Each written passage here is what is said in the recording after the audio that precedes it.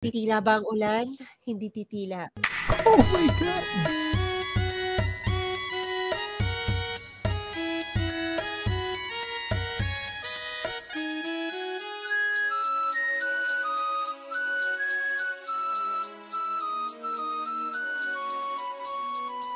So ayun, welcome sa yet another episode ng Share Mo Lang Podcast, and we have a very special guest for this episode. Isa siyang voice actor / dubber at marahil siguro at some point napakinggan nyo na siya sa mga, let's say, anime, K-drama or western series or movies na Tagalized. So wag natin siya paghintayin sa kabilang linya. I-welcome na natin siya. So, Ding Dong, hello! Yan. Good afternoon. Ano ba? Anong oras na ba? Yan. Good morning, good afternoon, good evening.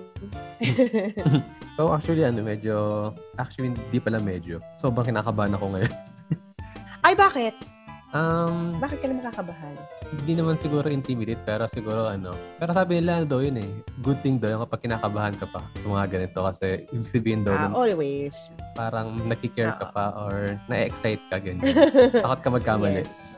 Kaya, I would, Kasi kanina, kasi kanina, habang iniintay ko yung pumasok ka sa dito sa Zoom, naglalakad ako, tapos yung tuhod ko medyo nagiging spaghetti, nagiging jelly.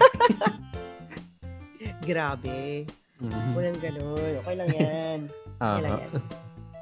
Ayun, bago po tayo mag-start, pwede po ba magbigay kayo ng kahit short intro about po sa inyo para po sa mga listeners na first time po kayo makikilala or madidinig? Oh, okay. Sige. Well, ako po si Joanne Orobia Chua, and isa po akong voice talent, and I started 2003. Tama ba? Oo, 2003. Right after I graduated from college. Tapos, ayun, I have been involved in several projects since then. Narinig na ako sa ABS-CBN, which is where I first joined sa dubbing. Tapos, nagkaroon na rin ako ng GMA, nagkaroon na ng TV5, Studio 23 pa. Parang lahat na yata rin na naikutan ko. Well, not lahat, pero marami na rin sa circle ng sa mga dubbed. Ayan, medyo nakarami na rin ako ng naikutan. So, currently, ano po bang pinagkakabalahan nyo ngayon? Actually, ngayon, I am on maternity leave. Aba. I just gave birth to my baby. Congrats po. Thank you. Ayan, tapos, nagpapahinga muna for the meantime. Kung sakasakali, I'm planning on getting back. Siguro, baka, late 2022 na. Late this year na ako makakabalik. Pero, excited! Pero, yun, for the meantime, mommy duties muna ako. Ako. Yeah. Nakita ko nga nung sa FB kasi, tinahanap ko po yung profile nyo. Nahirapan ako hanapin kasi, nag-search muna ako dun sa, sa website na, ng Anime News Network. So, kasi meron dun mga stuff. Ganun, kung makikita dun yung... Yeah, oo. Chu-chu-chu-chu. So, nag-search ako sa FB. Tapos nakita ko po yung nyo. Hindi po kayo. So, ang dami kong hinanap na kapangalan. Buti nakita ko na sa may isang, kasi mutual po natin si Miss Hazel. Oo. Apo. Kaya naisip ko, siguro ito na po yun. Alamat, Hazel Hernan. Apo. And, so bago po kayo ayos lang po ba mag-share ng kung ano yung recent project nyo nung bago kayo mag-maternity leave? Well, marami kasi dun sa mga projects, may may NDA. Oh, ganun na ngayon, uso na ngayon yun eh. Pero, recently, yan kakalabas lang pala sa Netflix. Yung Finding Ohana. Nag-dub din ako doon, pero ako ang director. So, nag-direct din ako. Yung Tagalized. And I'm very, very proud of it. So, please, everyone watch it. Mag-enjoy po kayo. Sobrang nakakatuwa. Yan. Pero yun, marami na rin akong ginawa nitong recently. Yun nga eh. Yun nga lang parang, nakakalungkot lang kasi nga may NDA, ganyan. Pero, ayan, madami. Pero, with Netflix, nakakatuwa kasi, yun nga, pinapayagan nila kami na mag-promote. Yeah. So, yun nga, yung Finding Ohana, Let's Please support mga localized na mga shows, ganyan, mga Tagalog dub. Yan ang yan ang gateway ng ating mga voice talents into, into the world and yung standards ng yung world-class standards. So, yan. Habang pinanonood po natin siya, mas magkakaroon ng chance ang Filipino dubbed na mapakinggan ng iba't ibang tao sa mundo, diba? Nakakatuwa. Kasi ako personally, mas nag-enjoy ko talaga pag nakatagalis yung mga pinapanood ko. Kasi meron kasi ako sa napanood sa mga view na view yung parang streaming site na mga K-drama. Most likely, naririnig mo rin ako dyan. Malamang sa malamang, naririnig mo rin ako dyan. Pero yun yung mga kontrabida, yung mga marami, iba-iba. Iba-iba talaga.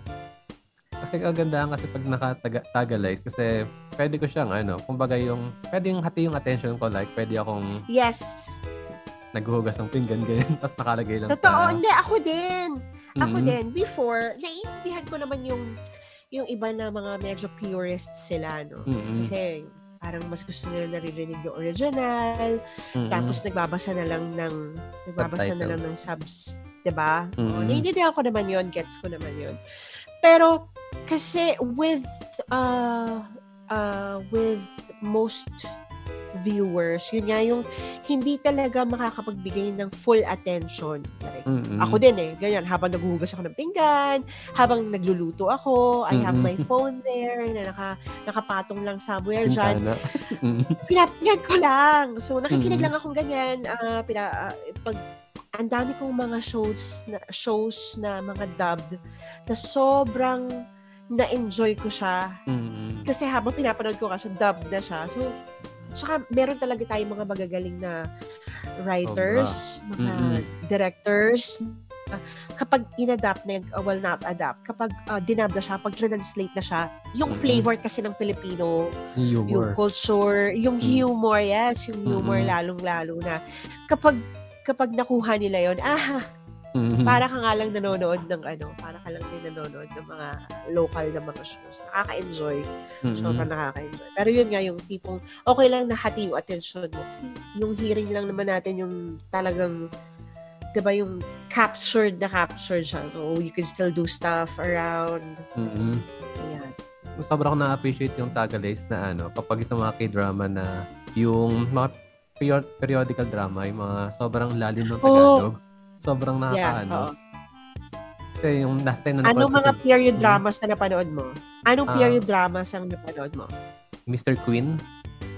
Oh my God! Ayun. Nakaka-enjoy yan. Ako personally, masasabi, sobrang nag-enjoy ako dyan. Kasi yung humor niya, tapos yung lalim ng pananalog nila. Share ko lang kasi dito sa Bulacan, no? Sobrang kami dito, parang malalim yung namin, tawag na sa amin makakata kasi may mga term pa kami na di na ginagamit ngayon, like kunyari yung pag-uurong, ganyan. Pag-uurong? Di ba? Ang pag-uurong is paghuhugas ng pinggan.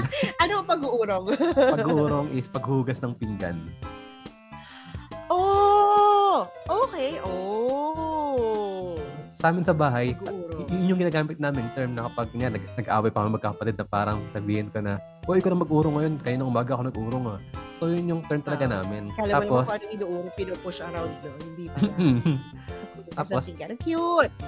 Tapos kasi nung nag-aral ako ng college sa Caloocan, ginamit ko yung term na yun. So, same reaction nung sa'yo na, ano yung urong? na medyo culture shock sila na ganyan. Na, yun. So, kaya, mas talaga ako sa inclined talaga ako sa mga Tagalog. Kasi, yun siguro sa province dito sa Bulacan, talagang buhay na buhay ang Tagalog, ganyan. Oo. Ang ganda-ganda niyang ang ganda-ganda niyang Mr. Queen. Kasi actually halo yan eh. Halo yan, 'di ba? Hindi nga pure tandang-tanda ko yan kasi pinag-uusapan pa namin yan before. Na, like, merong mga certain terms na ginamit yung director na actually, hindi siya malalim na Tagalog. Medyo may halong Espanyol. Yung Maharlikang Esposa. Di ba? Di ba? ang weird kasi sinerch ko pa sa Google. Pero, oo. Pero yun nga yung sobrang, oh my gosh. Kasi it works. It works at wala lang. Tuwang-tuwa lang kami dyan. Ay, naku. Ang sarap sana sabihin ko ano-ano yung mga ginawa ko. Pero, may NDA. Screw that. May NDA. NDA. Nakakatawa. Pero yan, oo. Ay, nako. Ano yan makwento ko lang din, no? Isa sa mga sobrang enjoy ako nung Tinagalog was yung unang, was it my first? I forgot. Oo nga, parang una ko nga yata K-drama. Princess Hours. Ayun, kasi ang gagaling din ng writers namin na kuwang-kuwa yung flavor nung... Kasi, when it comes to dubbing at saka sa script writing, yung pagta-translate, no, meron talagang may sinusunod yan na parang character design. Na, halimbawa, yung prince, hindi mo siya mariringgan ng mga Zologs na salita. Oo, kailangan yung character ko Zologs. Yung character ko Zologs. So, nakakatuwa, sobrang ang saya-sayang gawin kasi doon ko na-appreciate na, ay, oo nga, ang galing. Kasi, yung sa akin, loud. Loud yung character, funny, si Janelle. So, sobrang enjoy ako sa kanya kasi ang ken ko first time ko na nalabas yung natural voice ko for a character. Kasi yun din yung hiningi din ng director, hiningi din ng mga boss kasi they had us audition So natural voice lang. Wag mo ipitin. Okay, sige po. Wag ipitin. Although yun nga, naisip ko, oh my gosh, kapag pala nagdadub, parang automatic na kapag narinig mo yung boses mo, oo, naiiba Feeling ko parang ang lalim na boses ko, pero pag yung nag-take na, ay, bakit ang kinis? Ganyan. Pero yun, nakakatuwa. Sobrang na-enjoy ko yun. First K-drama ko and first lead. So, sobrang memorable siya sa akin. Hanggang ngayon. Yun, yung character mo, yung bida. Taray. Yes. Yun ang first lead ko. First lead ko na tapos K-drama. Tapos, medyo, yun pa-December yata yun. Basta parang medyo holiday siya ipapalabas. So, ang promotion ng ABS-CBN talagang boom, boom, boom, boom, boom. Tapos, na nakaka-pressure. Pero ang saya-saya kasi yung fans, na-appreciate nila yung pagkakadub namin, ganyan. So, tas merong mga fans na syempre nasanay sila sa akin sa ABS. Ang pag nakita nila si Yunya, ang automatic na narinig nila yung boses ko. So, may mga shows na ginawa, yung mga shows niya na ginawa sa ibang channel, sa ibang network, dinab doon. Tapos yung hinahanap nila yung boses ko, sana yung boses na lang doon sa CBN yung ginamit. Yung mga at ako yan. Ayun, okay lang. Nakakatuwa kasi tumatak. Isa yun sa mga tumatak na role sa akin na tumatak din sa mga fans ng Tagalog dub. Sobrang wow. Nakaka-humble, nakaka-proud. Yung gano'n. Magkahalo. Yung pride and yun, ang saya-saya. So, gano'n kunyari, kapag may tumatak na character sa'yo, ano yun, automatic kapag may kinuwang niya sa ABS na show, ikaw na agad yung tatawagin. Kasi naalala ko, kapag si Limino, parang yun at yun yung talaga nag-post na kanya. Yeah, oo. Pag sa ABS-CBN, gano'n. And, also with GMA7, I think, once na ikaw yung in-approve for a certain actor, automatic yun. Lahat na ng shows ng actor na yun, kapag lumabas siya, oo, lalo na kapag bida siya, ikaw yun. Ikaw agad yun. Kung ikaw nagboses kay Yun Ye, ikaw nagboses kay show niya na Missing You? Yes. Okay. Si Joy Lee. Ako rin yan. Oo. Favorite ko yun. Si Joy Lee, ako rin yun. Ang galing. Oo. Yeah. Kasi naalala Ano ba yun? Subaybayan ko yun. Titila ba ang ulan? Hindi titila. Oh my God! Ako yun. Sig. Yung may sipit sa Yung sipit sa hair. So, yun din yung sa lalaki pala yung line na yung ikaw na isang anak ng killer, let's be friends. Oo. Yeah, oo. Wow, tataka. Nakakatuwa. Favorite ko kasi dati nung college ako, so talagang pinagpupuyatan ko yun. Oh my God. Pero ang goosebump nung narinig ko yung yung titila yung ulan. Titila. Titila ba ang ulan? Oo. Ulit. Meron yan yung natutunan ko kasi Princess Ars Days pa yon. Na kapag ang character mo umiiyak, dapat kontrolin mo emotion mo. Dalang-dala ako. Meron yung isang eksena na hinahabol niya yung kotse, ha? Pwede ka naman umiyak. Kaso, ang problema, ang mas doon, kapag yung susunod na eksena, masaya tumatawa na siya, kenkoy na ulit. Wala na yung boses mo, strained na, garalgal na, medyo clogged na yung ilong mo. Ayun. So, natutunan ko yun si Princess Ars.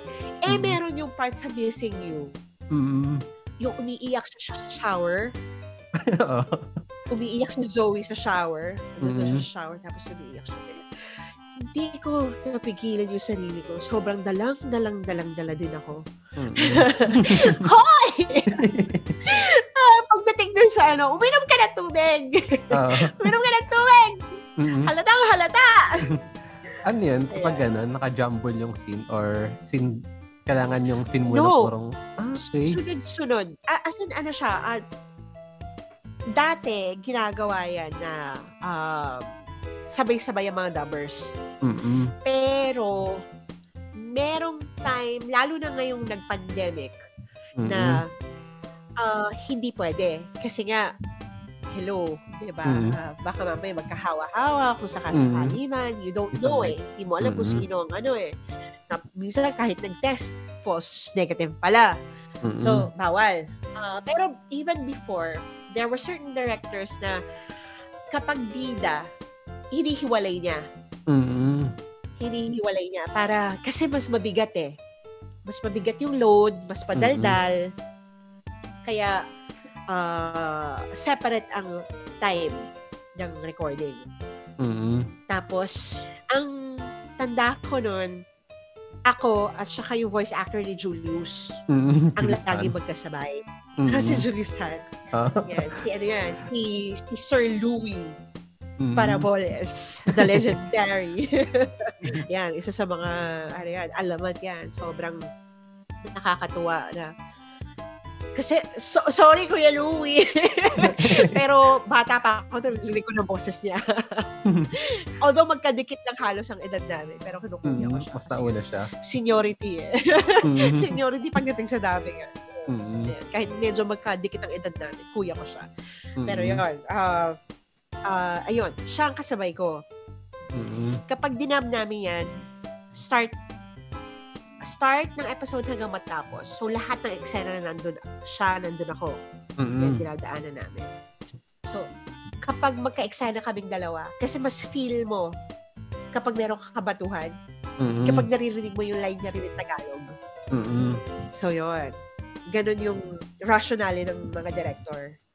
Sige, sabay kayo para you can feed off each other's energy. Para pantay. Kasi minsan lalo na kapag you could tend to be OA. Pag mag-isa ka lang, no? Kumakati sa kawalan. Kapag mag-isa ka lang. Yes, hindi mo napapansin. Tapos kapag nag-dub yung isa na medyo subdued pala, hindi na kayo pantay. Hindi na kayo pantay. So parang yung isa ang hyper, tapos yung isa ano lang, kalma lang. Hindi masyado maganda pakinggan. Kapag nililapat lang. Oo. Ganun. Kahit sabihin mo na sync siya sa buka ng bibig, pero energy-wise, hindi nagtatapat. Ayun, so, tawag dito, let's turn back the clock na, So, paano yung naging parang, sa'yo, reason kung bakit niyo po pinasok yung mundo ng pagdadabbing? I have always been passionate about acting. Mas sa acting ako kahit nung bata pa ako. So, kahit yung mga yung mga, di ba kapag sa classroom, drama-drama, yan, yung bibigyan kayo ng yun yung parang group project nyo, ganyan. So, yan, iyakan ba kailangan? Sige, sabak ako dyan. Sabak ako dyan, ganyan. Tapos, college, na involve ako sa theater. Okay. In fact, sa theater ko nakilala yung first ever director ko, isa pang alamat ng dubbing, si Sir Alex Agkawili. Siya ang aking kauna-unahang director at mentor. Nakasama ko siya sa isang ano nga bang show? El Fili Boosterismo yata. El Fili. So, syempre, starstruck ako. Kasi, naririnig ko lang yung boses sa TV. Tapos, ayun, nakasama ko siya sa show. Hindi ko matandaan kung sino siya. Oh my gosh. Sino bang, niya nun, character niya nun? Basta. Sino nga ba? Iniisip ko siya kung siya si Simon eh.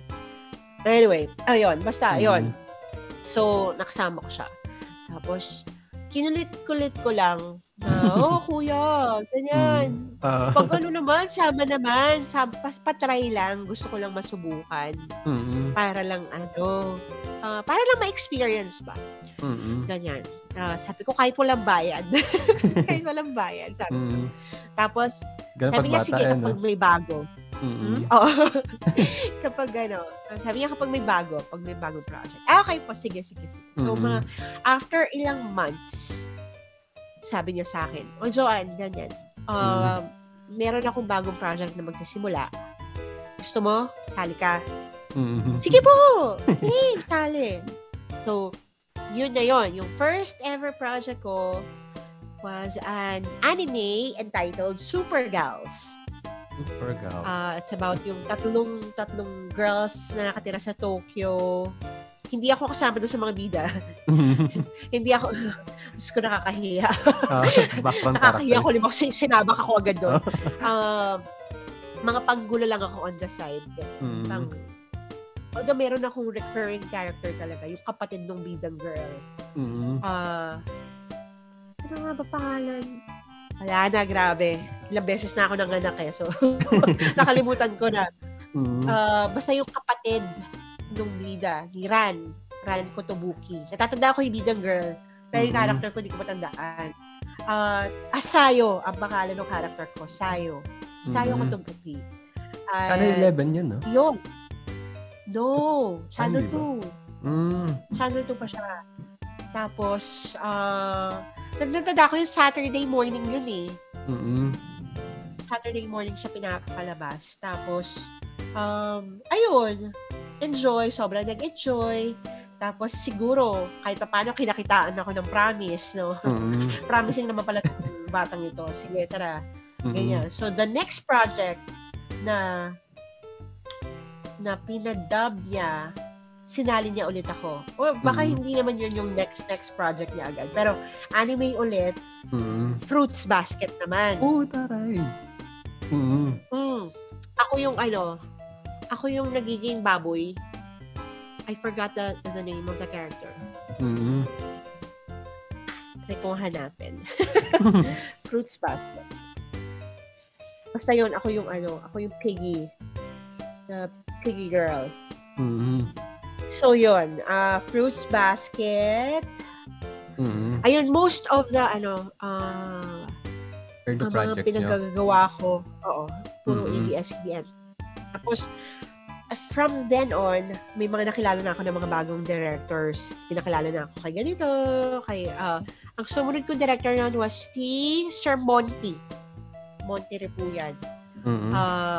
So, si Kuya Monty Repuyan, siya ang aking sumunod na director. At nakasama ko naman siya, sinali niya ako sa, oh my God, alam mo yung anime na Shucks, si Lina Inverse. Ano po? Shucks, ano? Lina Inverse. Title. Nakalimutan ko yung title eh. Lina Inverse. Sa... familiar. Slayers, okay, Slayers. Yung origin book. Slayers na anime. Oo. Hindi ako si Lina. Mga lang din ako, mga panggulo-panggulo lang din ako. Pero, background. Yun. Kasi syempre nun, doon ka kasi makakasama ng mga veteran. Veterano, mga batikan ng mga dubbers eh. So doon ka matututo, natatandaan ko noon kasi kasabayan ko sila sa kasabay ko sila sa booth, sa dubbing booth. Kasama ko noon sila. Nakaka-intimidate sobrang oo, tapos yung sobrang kabado mo yung nagpupul yung laway mo sa bibig mo. Parang ang simple-simple ng linya, hindi mo maitawid, nabubulol ka. Ang mga kasama ko noon were sila Ate Teng, Masilongan, sila Rafi, tapos sila Jeff Utanes, sila Maynard Llames. Yun, my God. Mga magagaling talaga yun. Nakakatakot. Tapos yung mabubulol ka, alam mo na ikaw yung nagpapatagal sa dubbing. Buti nun, kahit pa paano, bagets pa ako. Tapos fresh pa. Fresh out of college. So, medyo, yung tamang, mabait pa sila. Mabait pa sila sa akin. Pero alam ko na medyo napipikon na. Kasi nga, tumatagal yung dubbing. Especially with those dubbers. Kadalasan yan, mga tumatawid studio yan. Kasi yan iba't ibang studios noon. Sabay-sabay tumatakbo, iba-ibang projects. So, most of those dubbers, kailangan din doon sa kabilang studios. Yung magdadub din sila doon. So, parang habang nagpapatagal ka, nagde-delay sila. Nakaka-guilty. I mean, gets ko na siya ngayon kung bakit nakaka-frustrate. Parang, simple-simple lang naman yung linya, hindi mo maitawid. Hindi mo maitawid. Ayun. Pero, after nun, kahit pa paano, I think nag-improve naman ako. Improve na. In every project naman, I think merong improvement. Ganyan. Tapos, ayun, ang dami ng dubbing directors na na-meet ko, sige, ganyan, kapag meron ako bagong project, try ka, mag-audition ka. Tapos, yun, mabait naman nila. They took me under their wings. At ayun, natuto ako. So eventually yan. Ayan, flash forward into 2022. Ayan. Si Joanne Chua ay nagdi-direct na rin. Ayan. Ikaw na yung mga papasama ng mga newbie. Kasi ikaw yung sa kanila. Nagsasabi na, medyo parang gano'n. Oo, di ba? Parang full circle nga. Eventually. Although, kasi nag-full blast ako ng directing nitong pandemic. Kaya, nitong pandemic, ilan lang ang mga ilan lang ang mga dubbers na nakakalabas. Ang daming dubbers na nagtago sa loob ng bahay. As much as possible, ayaw muna. Kasi, may mga kasama sila sa bahay na who cannot be exposed. So, ayan. So, yun. Medyo mahirap maghanap ng mga trainees na dubbers. Pero, yan. Every now and then, I come across mga bago. So, yan. Invite ko sila. Try mo dito. Yan. Para, kasi masaya din kung nakakapagturo ka eh. Diba? Ganun. Since nasa na po tayo, parang tao dito, speaking sa mga roles po, ito po yung reason kung bakit ko po naisip ko, kunin po kayong guest. Si si Sunako. Sunako nakaharap ng Yamato Nadeshiko. Okay. So, yeah, you were saying si Sunako, the wallflower. Ayun. So, Oo. Nung time na yon, as I was saying kanina, lang, bagong panganak ako noon, si Direct Casey, dumirekta siya sa asawa ko para ipaalam ako na, kasi maliit pa yung baby ko noon eh. Dumirekta siya, pinaalam niya ako. Ayun, medyo, basta, pumayag si husband, nagdab ako. Nagdab ako noon. Nakakatawa nang dala-dala ko pa yung baby ko noon sa studio. Dinadala ko yung baby ko sa studio. Kasama ko yung parents ko. Oo, maliit pa. Tapos yung in-between takes, yung lalabas ako para magpa-breastfeed. Ganong level na nakakatawa. Kasi,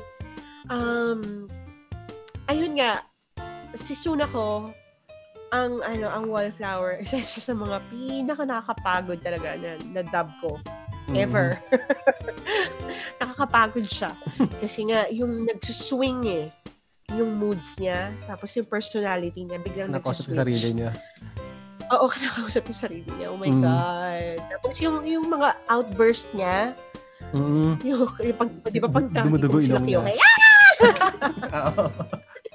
Parang Sunako. Oh my God, nakakapagod yun. Oo. Ano siya, kasi nga, yung mga previous animes na nagawa ko, maraming moments. Maraming mga, mga tugtugan lang, ganyan. Tapos mga montage. Ganyan. Parang mga, ganun yung nakasanayan kong anime. Tapos, biglang darating tong biglang dumating ang Sunako Nakahara. So, yun. Ano yun? In-audition mo siya? In-audition mo siya? No, hindi na. Unpick? Hindi ko na siya in-audition. Oo. So siguro, naisip siguro nabanggit mo kanina nung, si Miss Direct Daisy, tama? Si Direct Daisy, ako. Talagang siguro, siya, kaya finish ka niya dahil siya nakikita niyang perfect sa role niya. Medyo. Merong ganon minsan ng mga director na meron na silang naririnig na boses sa ulo nila. Na parang dino-voice match na nila, ay, itong ito bagay dito si ganito. Bagay dito si ganito. Basta ganon. Ako may mga moments din ako na gano'n na nag-handpick na ako sa utak ko ng kapag nagka-cast ako ng dubber in my head, meron na yun. May naririnig na ako na ayan. Minsan, kahit kailangan ng auditions, nag-hihingi ng auditions ang clients. So far, parang ang dami kong mga handpicked na sila yung pumapasa. So, ganun din. Nakatuwa yun. Tama. Ayun. And nakakatuwa siya kasi itong si Sunako, ayun nga, isa siya sa mga tumatak kasi years after, although na-enjoy ko yung pagdadub sa kanya, naging fan ka ng show. Oo, naging fan ako ng show. Kasi hinihintay ko nga, parang sana nagkaroon ng second season. Mga ganun, di ba? Diba? Kaso wala eh. Yun.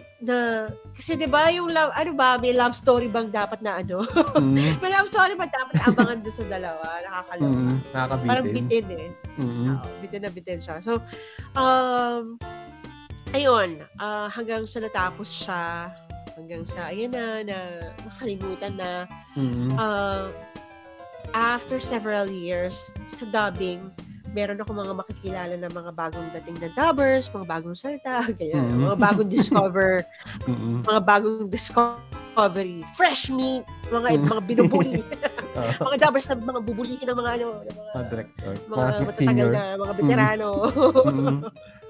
Ayan. Sila naman yung, ate, ano yung mga nagawa mo? Ito, ganyan. Tapos yun, nagawa ko ako si Sunako. Ate, ikaw yun! So parang tatak pala sa kanila na, Oh my gosh, talaga? May ganong character pala ako. May ganong na-dub na character pala ako na Sobrang tumatak. wow. Mm. Oo. Ano yun? Na Di naman sila nag-define ng generation nila. Di naman sila parang, ate, ano nga, paano nga? Kumbaga, sample nga ate ng ano. Di naman sila nag-ganon.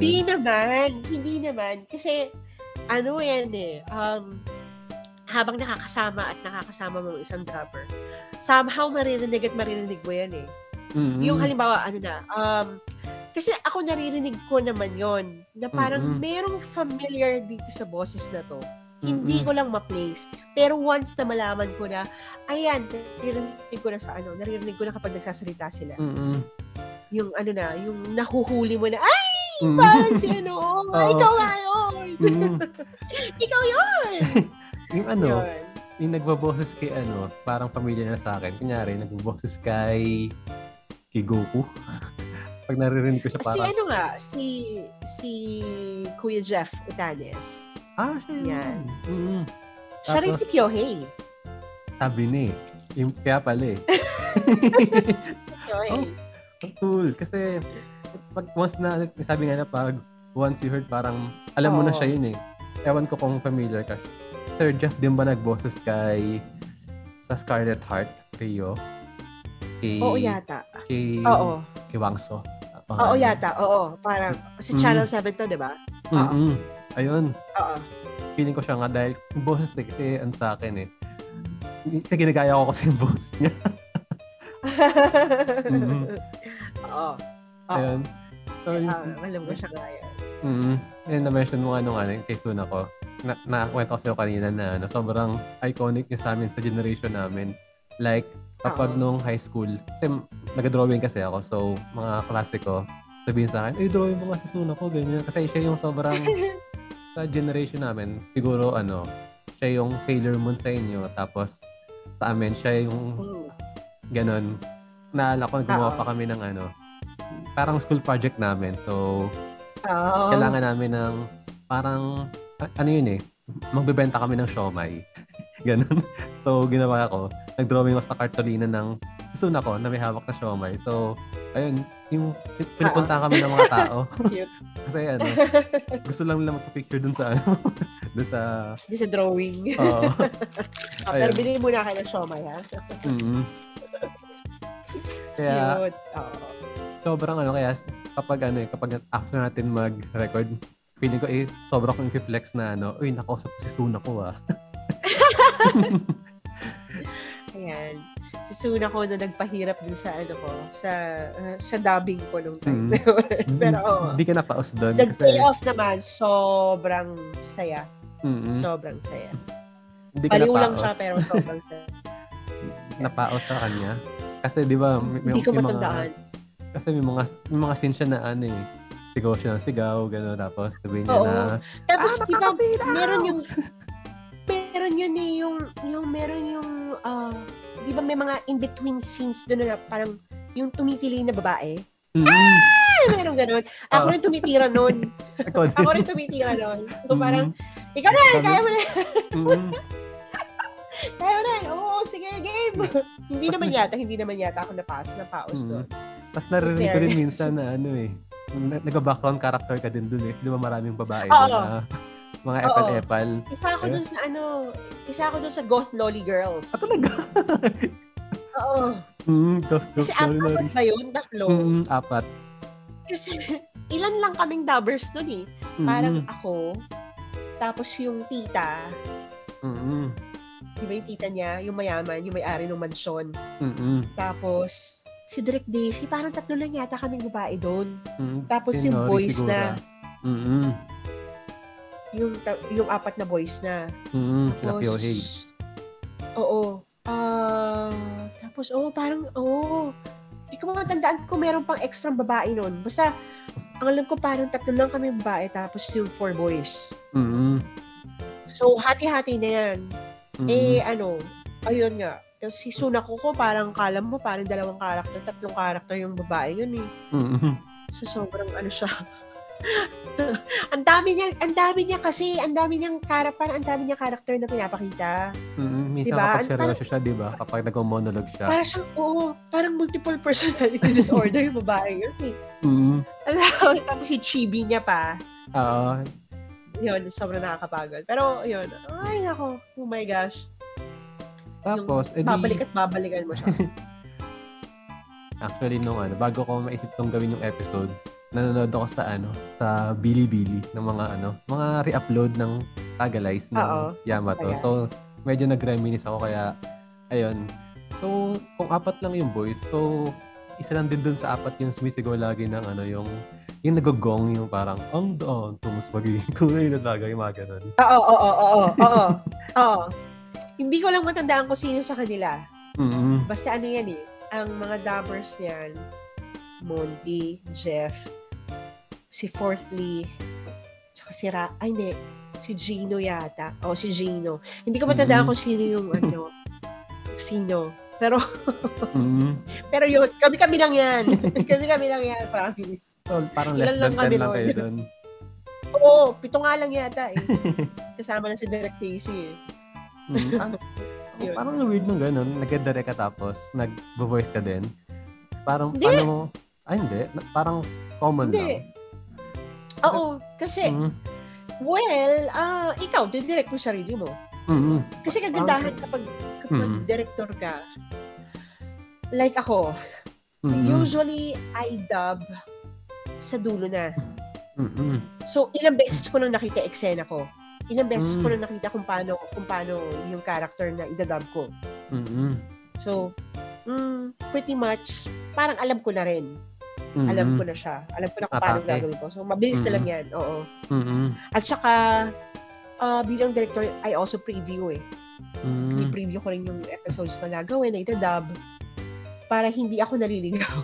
Preview hindi as ako in naliligaw. panood? Parang, hala, ano nangyari? Ha? Preview as in panood talaga ng buong episode? Yes. So, minsan nga ipi-preview ko pa yan against the script eh.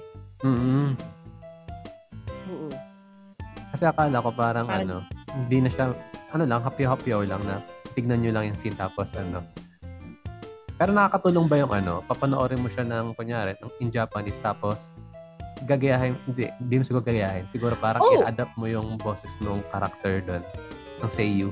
Kasi di ba? Hindi na. Kasi yun naman yung gagawin eh. Pero, yun nga, kagandahan nun,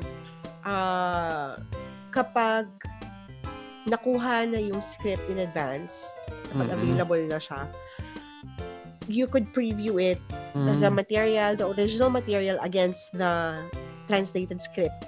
Para nababasa mo na siya na parang and edit as well. Kung halimbawa may kailangan kayo edit na parang, hindi, this line does not work, palitan ko. Mga ad-lib. Or minsan parang medyo off yung translation. So, yun, ganun siya. Ko siya. Kasi di ba parang magkaiba yung translation sa parang localization na iba yung kapag translate parang mo lang talagang Google Translate, pero kapag yung localization doon lalagyan mo na siya ng mga flavor ng mga natin, kunyari humor, ganun. Yes. Oo. Pag nilocalize siya. Oo nga, yun, iba. Magkaiba. Iba rin adaptation. Pag yung localized, yung translation natin, yun na yun. Hindi kasi pwede na translation lang kasi may syncing tayo. And yun nga, yung kailangan, yung humor, yung minsan yung mga kasabihan. Mga jargons natin. Siyempre, mga diba? Marami kang kailangang take into consideration kapag pag nagta-translate kayo sa Tagalog eh. Mabusisi ring trabaho. Isa sa mga pinakamahirap na trabaho is yung translation.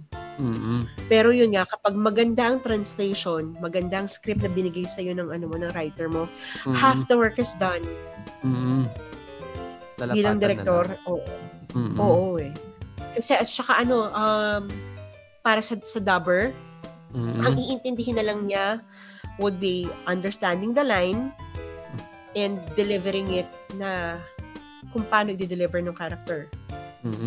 Pero yun nga, yung tipong minsan kasi may mga hindi maiiwasan kasi iilan lang talaga ang writers eh. Ang dami ng shows. So minsan ang writers nagmamadali, ganyan, hindi masyadong naiintindihan yung kwento or mga tina-translate nila. Oo. Masyadong literal yung translation. Yun. Medyo problematic yun.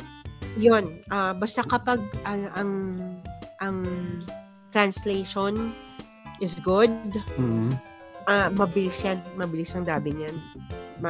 Lalo na with veteran dubbers. Malaking bagay yun kapag maganda ang script. Ayun. So, though feeling ko alam ko na yung sagot ko, pero ask ko na rin para sa mga listeners natin. So, sinong favorite character na dub nyo? Ang dami kasi. Hindi ba siya si Kasi akala ko si Kasi nagtingin ako ng wiki kanina, si Sailor Jupiter. Alam mo, ang Sailor Moon, yan, dream come true sa akin yan. Dream come true sa akin yan nung na-invite ako to dub. Actually, nakakatawa yan kasi so fan ako ng Sailor Moon. Nung time na in-invite ako to dub, hindi sa akin sinabi kung ano yung ida-dub. Surprise pa. Kilala ko naman kasi yung director eh. Friend ko rin kasi siya, si Dem Pinay. Siya rin ang original na Sailor Venus nung sa Channel 5 pa. So, siya sa akin, she's very dear to me. I love her very much. In-invite niya ako. And being a fan of her, and because I love her, kahit ano pa yan, dub ako. G, tara. O sige, punta ka ng ganitong araw, 10 a.m. Okay po. Okay. So, pagdating sa studio, punta ako sa ABS. Hinanap ko yung studio.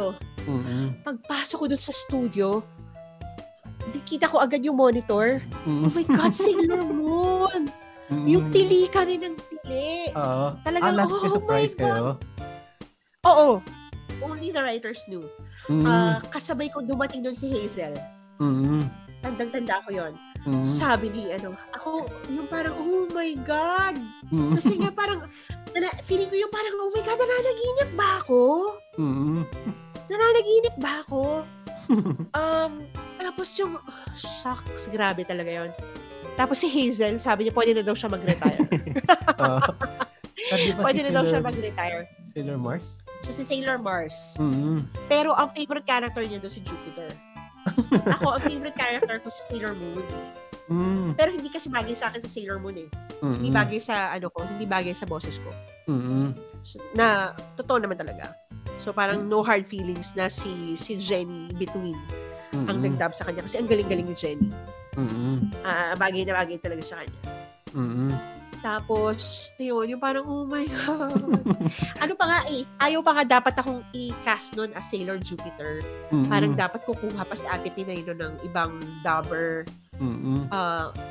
Kasi, syempre, first few episodes, ang automatic na binigay niya sa akin, si Luna, yung pusa. Yun yung original character ko. Parang, pusa lang naman yun. Sabi niya, madaldal yan. So, nung dumating, ang hinihingi ko dapat nun si Mars. Kasi, second favorite character ko si Mars eh. Pero binigay niya kay Hazel.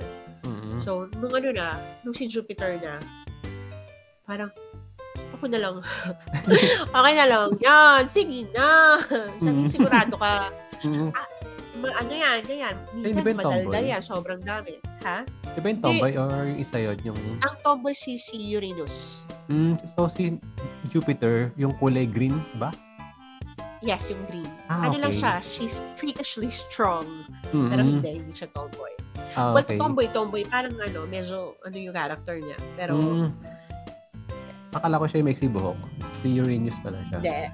Yes. Ayan, so, curious lang ako. For example, kunyari ako, gusto ko maging voice actor, dubber. Is it too late for me to start ba? Or mas maganda ba yung bata ko Ay, mag-start? never too late. Never too late. Although, syempre, maganda talaga kapag kahit paano meron ka ng background. So, what we advise, yung mga gustong pumasok sa dubbing, would be to attend yung mga workshops na ino-offer, na, yun, attend mga workshops, tapos, pero yung mga workshops na Legit? yung legit.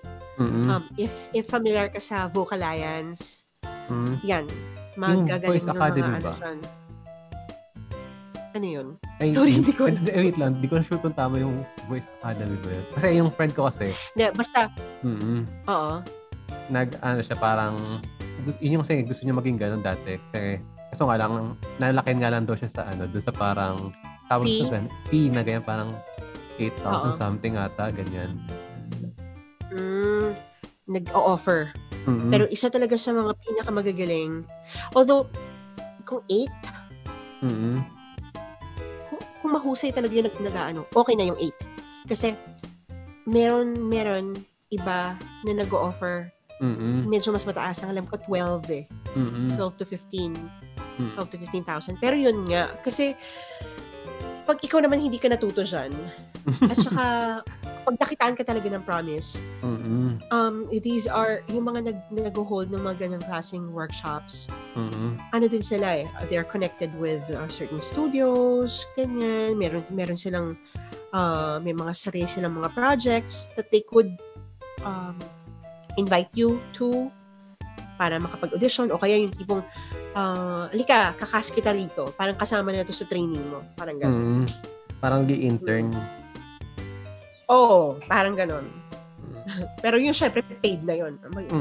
Bayaran ka ron. Oo. Hindi ka naman yung tipong parang OJT, ganon. OJT lang. Ayan, so aside sa Sailor Moon na sabi mo na yung dream role mo, meron ka pa bang parang pangarap na madub? Oh my gosh. Pangarap? Madami. Madami pa. Iniintay kong ipadabang Bridgerton. Charot! Pero, western. Hindi, kasi ngayon, ang dami kasi ngayon, ang with Netflix opening up their doors to localized mga mga shows. Like, madami ang alam ko eh. Pero, yung parang, ano nga ba mga ko? Dati gustong-gusto ko ang iniintay ko sana na masakasakali padabang Kingdom. Kasi gustong-gusto ko yung doon eh.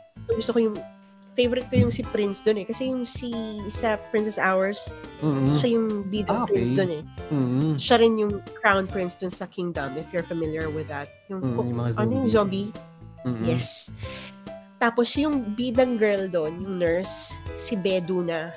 Na-dub ko na siya sa ABS-CBN. I'm not sure kung nakailang movies ako na siya yung bida. Tapos, ako yung pumasa for one. Tapos, since siya ulit, ako ulit yung nag-dub. Yun. Pero, oh my gosh. Pero, I don't know. Pangarap nilang ba? Magiging katotohanan pa. Ewan ko, charot. Pero yun, madami. Ang dami kasi, ang dami magagandang shows eh. Ay, gusto kong i-dub. Wala akong Marvel character eh. Gusto ko i-dub si Captain Marvel. Wala akong Marvel character. Pero kasi yung ibang may na-dub na kasi siya eh. Na-dub na yung ibang mga Marvel movies. So may mga dubbers na sila may mga dubbers na sila Thor, sila Captain America, si Tony Stark, yung parang wala pa akong Marvel character, gusto ko rin ng superhero ko. Pero wala pa. Hindi pa dumarating. So, antay. Ayan, so ano pong may advice niyo sa mga kunyari gustong pumasok sa dubbing industry, ganyan, mga tips ganyan, saan sila dapat magsimula bago sumabak? Okay, una sa lahat, determine your passion. Kasi kung gusto mo talaga isang bagay, syempre, di ba? Yung go sa go. At saka, yung mga ganun nga, if you get a chance to join yung mga, pag may nakita kayo nag-open na workshops, yung mga legit na workshops, go for it. Go for it. I know na medyo investment yung fee, yung rate, pero pag-ipunan, and then go for it. Kasi yun talaga, doon ka talaga magsisimula eh. Doon ka magsisimula. Tsaka huwag ka mahihiya. Yun siya eh. Diba? Kailangan go-getter ka eh. Yun. Ano pa ba? Yun. Kasi diba, like ako, kapal na mukha ko, diba? Kuya, patry. Kahit walang bayad. Kahit walang bayad. Di ba kapal na mukha? Para sino ka? Parang similar dun sa sa kwento din ni Miss Hazel na sumama lang din siya sa director sa studio sa ABS. Tapos, ayun. Oo. Oo. So, ganun nga. Ganun dati. Kasi medyo open pa before eh. Yung tipong, I know certain dubbers na kasi yung parang sa teatro rin kasi karamihan yata nag-start. I don't know. Yung mga dati yung mga maraming mga taga-UP na sa teatro sila nag-start tapos nakakilala ng ganito kasi sa teatro rin yung dating director nila. So, yun. Sa ganon. Tapos yung may mga open audition dati. Ayan, tsaka pag may open audition, go! Like, dati meron kaming ganun eh. May mga pa-cattle call. Papa-cattle call dati yung director namin. Si Direk Rudolph. And yun, marami rin kaming mga na-discover na mga bagong talents na magagaling. Na ngayon, bumibida na rin sa mga shows, sa mga dubbed shows. Yun, ganun talaga sa ganun ka magsisimula eh. Sa ganun ka talaga magsisimula. So, kung passion mo siya, go for it. Ayun, so anyway, wala tayong oras. Ayun, so salamat po sa pagbibigay ng oras at panahon dito sa Share Mo Lang at it's an honor and privilege na makapanayam kayo dito sa Share Mo Lang. I am also honored na in-invite mo ko. Thank you, Sherwin. Share Mo Lang. May mga gusto pa ba kayong i-promote or i-shoutout or idagdag pa sa mga na-share nyo in 3 minutes? Ano nga ba? In 3 minutes, no? Fast talk. Ayan, so please panoorin nyo po. Huwag nyo pong patuloy po natin suportahan ng mga bersyong Pilipino, lalong-lalo na ngayon sa Netflix. Ang dami yan. Ano ba mga lumabas recently? Yun, unang-una yung Finding Ohana. Family movie siya. So, pambata, pang buong pamilya. Tapos, oh my gosh, sama ko na rin lahat ng mga sa mga kakilala ko. Extraction also has a Filipino dubbed version. Tapos, A Perfect Pairing. Kilig. Sobrang kilig. Napanood ko na siya. Ang ganda. Tapos, oh my gosh, Extraction. Tapos, Army of Thieves. Kakalabas lang din. Tapos, The Whole Truth. Yan yung mga alam ko eh. Na may mga Tagalog na so far. Oh my gosh, sorry guys kung may mga nakalimutan ako. Tapos, syempre pa, kaya din naungkat ulit niyang si Sunako dahil sa 13. Kasi I also dinub ko doon si oh my gosh, sino nga ba dinub ko sa 13? Sino doon? Wait oh my gosh. Yes, Netflix. Si Emissary yung dinub ko doon. Na parang, babae. So, hanapin mo siya. Na may mga fans ng Sunako na parang, kilala ko itong boses na to. Oo. Nabosesa nila. Kasi ganun din yung parang, medyo parang goth din kasi yung character niya. Although serious naman siya, hindi siya yung hindi siya, so, yung parang lumalabas bigla sa sa kung saan yung parang parang go kasi siya eh. Medyo spectral naman siya. So, Mm-mm. Oh, yan. So, 13, please, yan. Nandiyan pa rin siya. Available pa rin Mm-mm. siya sa Netflix. Tsaka Dota, Dragon's Mm. Blood. Seasons 1 and 2. Ako si Mm-mm. Mirana. Mm-mm. Yan. So, please, guys, Ayun. panoorin po natin ang mga Filipino dubbed. Yan. Ayun. Saka, syempre pa, yan. Nandiyan pa rin yan. Marami pa rin tayo sa GMA, sa ABS-CBN, sa lahat ng channels na merong Filipino dub. Guys, supportahan po natin. Mahalin natin ang sarili nating wika. Yun lang, Yun. sabi ko. Oo Ayun, nga, so, thank 20 you. seconds. So, ayun. So, thank you po ulit sa pagkapangalak. And Thank you so much. hindi ko alam kung ilang segundo na lang, pero yun po. Salamat sobra-sobra. Thank you din. Maraming salamat. And good luck and God bless. More power sa show mo. And hintay ko yan. Sendan mo ako ng link. And that's it. So, if you enjoyed this episode, I highly suggest na i-share nito sa mga friends nyo. Baka namimiss nila si Sunako or si Janelle ng Princess Ars. Baka magustuhan nila to. Kaya, yun lang muna. Bye-bye!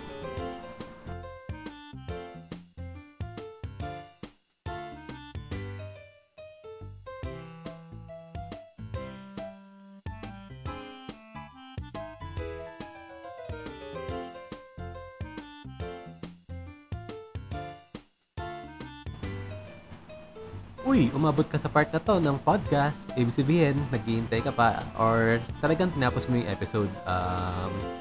Gusto kong sabihin is salamat sa pag-support dito sa Share Mo Lang, and nga pala, i-follow nyo yung podcast dito sa Share Mo Lang. I mean, sa Spotify pala. I-follow nyo yung Share Mo Lang sa Spotify, and kung na-enjoy nyo yung napapakinggan nyo, i-rate nyo siya ng 5 stars. Diba? And ayun, so share ko lang na kung medyo maingay sa background, umuulan kasi ngayon. As in, ang lakas ng ulan. Tapos, nga pala, yung channel natin, meron na siyang 205 subscribers as of this recording. And, ang goal natin is maka-reach ng 1,000 before ma-monetize yung channel by end of the year. Yun lang naman. So, ayun. I-follow nyo yung Facebook page ko na sharemolang.com/sharemolangpodcast. Tama ba? facebook.com/sharemolang. Oh my God, napaka-distracting ng ingay talaga dito sa workplace ko. Anyway, ano pa ba yung sabihin ko? Nakakalimutan ko. May mental block ako. Ayun. So, sobra ko na-enjoy itong episode na to. Like, sobra. And I'm so happy and blessed na pumayag si Miss Joanne Chua na ma-interview siya. Like, ang kapal ng mukha ko. Diba? Parang, ang kapal ng mukha ko para out of the blue mag-chat na ganyan. Pero, yun nga. And, sobrang saya. Hindi ko ma-explain yung feeling. Anyway, ayun. So, thank you. And, bye-bye.